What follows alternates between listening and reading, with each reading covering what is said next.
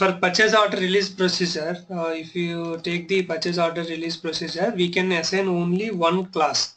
Okay, we can have multiple release groups, but class will be only one. SAP has given only we can have one release class for a release procedure. We cannot have a multiple release classes. That's why you can create multiple release groups, but you should assign only one class. In IDA system, what will happen when you are practicing, if somebody has already created a class and he has assigned it, then either you should use the same class which is assigned by him, or else we need to delete it. There is no other option. Delete it. Yeah, Okay. you have to delete this line item, and or else you have to give the other class which is created by you. But you cannot give multiple classes in purchase order. Okay, for external purchasing documents, you can have only one class, whether it is a contract or a purchase order. Of all should be using only one class. When it comes to purchase requisition, we can have two classes. One is for item level, another one is for header level.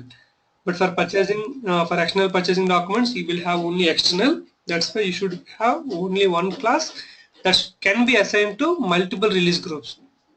Okay, this can be assigned to different release groups you can create, but class should be same. When you are creating any characteristic, okay, in CT04, if you give the values here, what is the use of that? That values will be visible when you are maintaining in the strategies. Means when you are maintaining, okay, here you can values. Exactly. If you give here, there you can just select it. If you don't give here, there you have to give manually.